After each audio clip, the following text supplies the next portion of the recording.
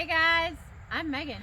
And I'm Stephanie, and we are Barnbesties with farm fresh advice for you.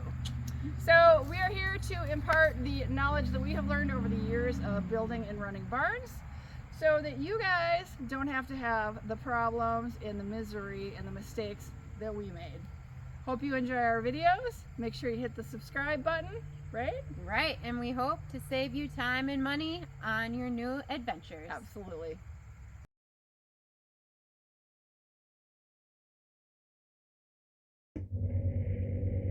Hi guys, Hey I'm guys. Megan. I'm Stephanie.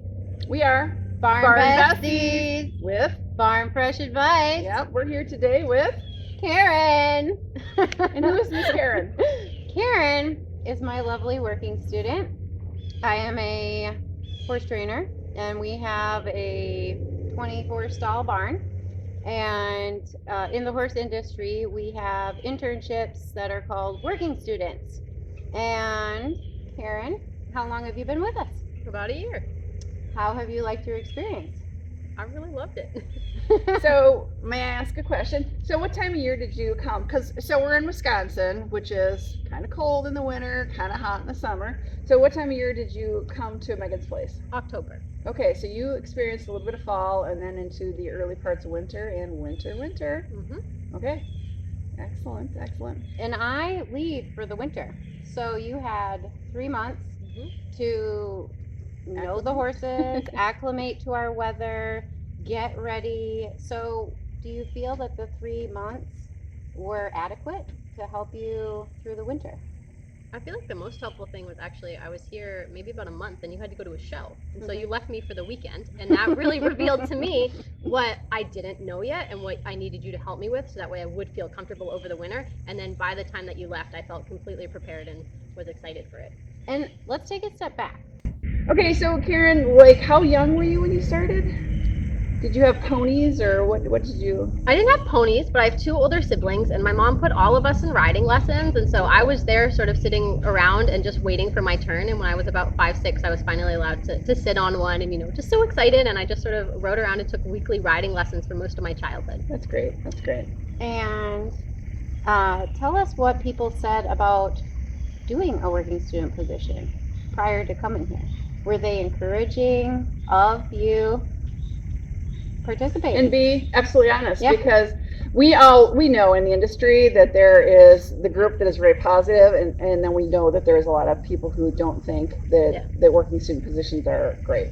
To be completely honest, I was somewhat discouraged from doing it because I'd been told, I hadn't really been serious in the horse world. I didn't have specific dressage experience, and also the trainers that I had talked with told me it was extremely exploitative and that I wouldn't last and that I'd kind of just be broken down.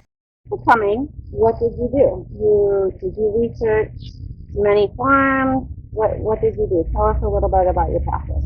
Yeah, so I had been thinking about doing it for a number of months, and I started going down a rabbit hole of, what was the experience really like, watching videos online, going down Reddit threads, going through Yard and Groom, and really trying to figure out, what does it mean for a place that doesn't exploit the people who are working there? Is it possible to do this in a way that's healthy and enjoyable?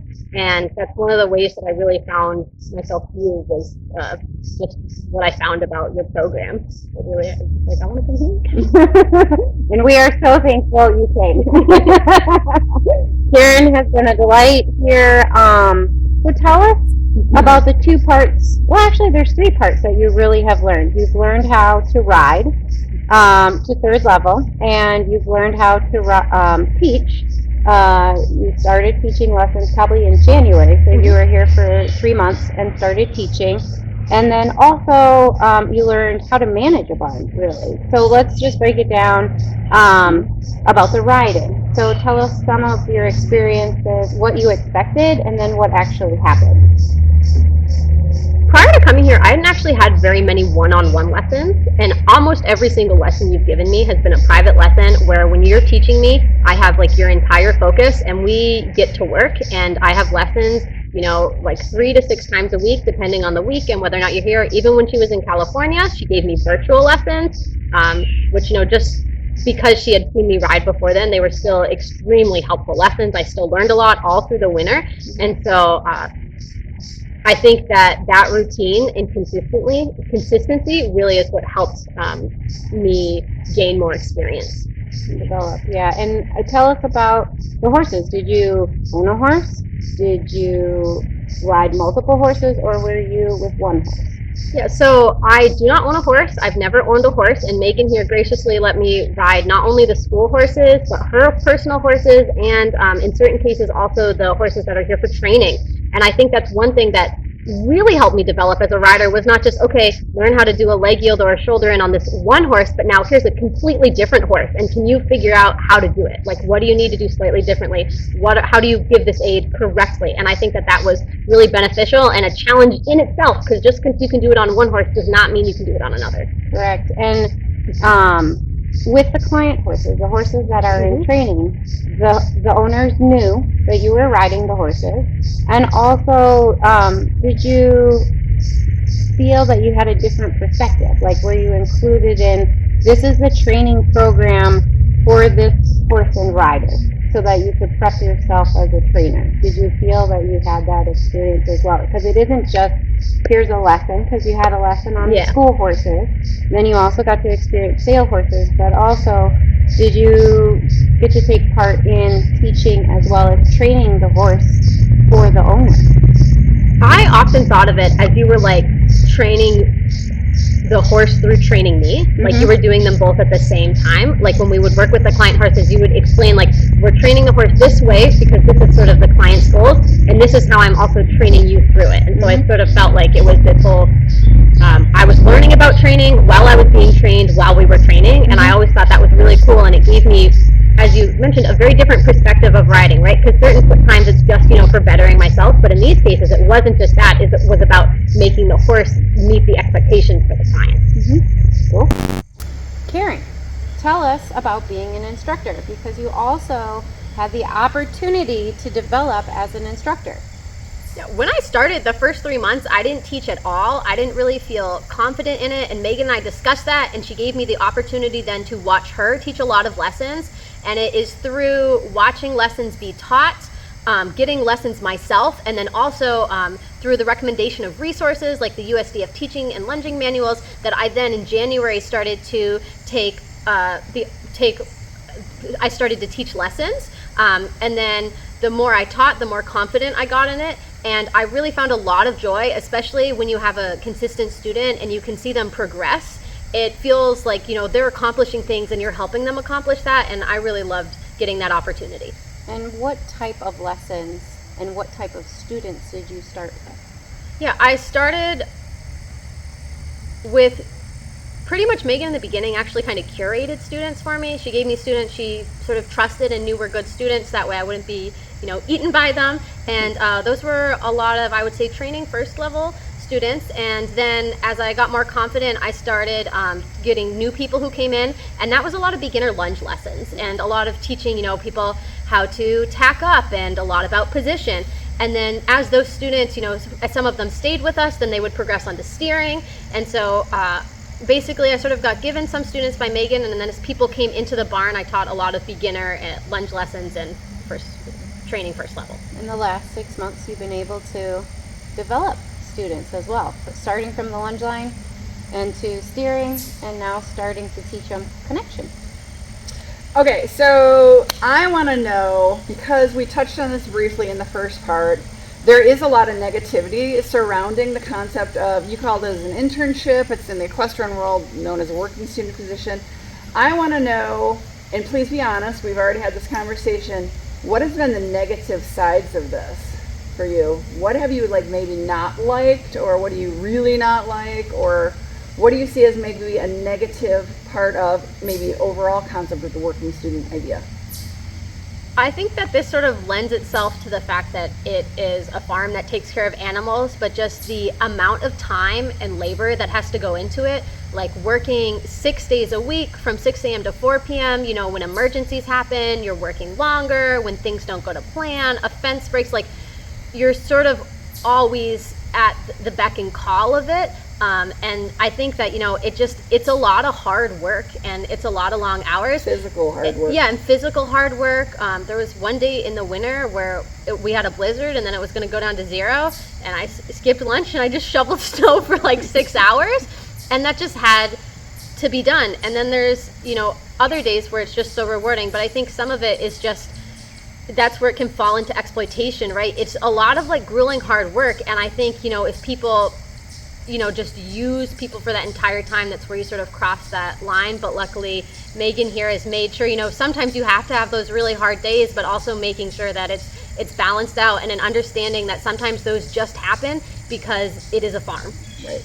I think that speaks to the broader conversation Megan and I are having with this, is that farming isn't just a 9-to-5 job. It is a way of life. It is a 365-day-a-year job. And like you said, when something breaks, you have to deal with it. When it's cold and snowing in a blizzard, you got to deal with it. When it's 120 degrees out, you have to deal with it. When the water stops working, you have to deal with it. So The horse is sick. It's all in the middle of the on night. you. You have to get up, whatever it is.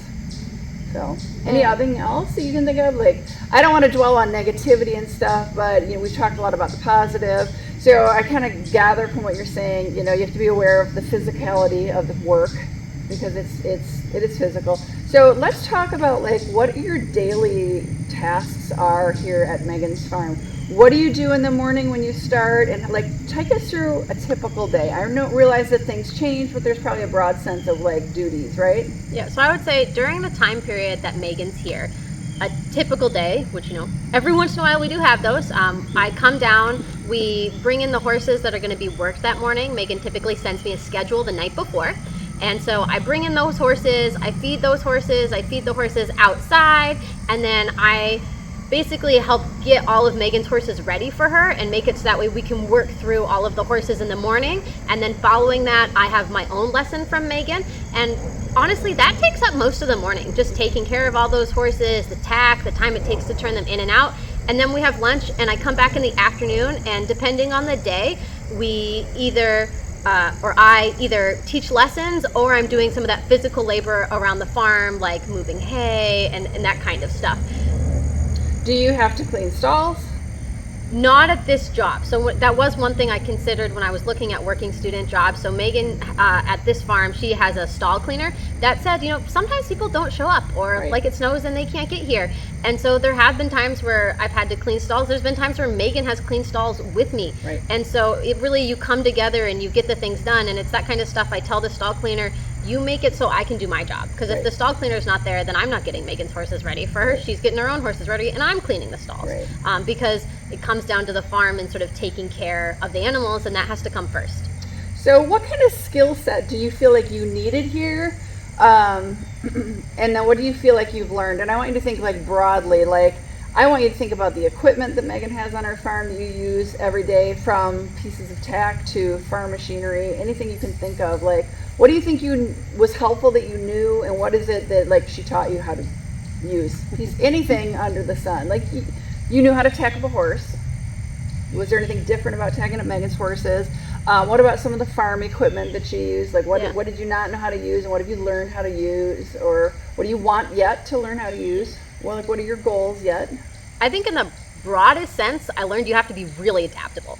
Like to do a job like this, you start one thing and then you have to switch to another thing, and then you have to go back to that thing, and you have to be able to juggle multiple things at once and be flexible to what's going on or what changes. Mm-hmm. And then in the regards to like really specific things, I think one of the biggest things I learned how to do was drive about, what did you just say, a 15-foot manure trailer on a stick shift tractor and be able to back it 90 degrees around a turn. I'm not kidding. The day when I finally got it, I like sent Megan like little emoticons, and I was like, I don't know if I can do this, because she has a really good method of disposing of the manure, but it does involve being able to drive a stick shift tractor around a bend back into an enclosed area. And I think those were numerous skills I did not have, and she taught me how to do it. Because I've done this at Megan's farm. I think the best part is in the winter when there's a ton of snow on the driveway and everything's super slippery. Back in that manure spreader into her area, around the corner, down the hill. Yeah. when it's slippery or icy. Yeah. It's the best part. You know you can do anything Yeah. when you accomplish that. And then, Yeah. so how long do you think it took you to do that?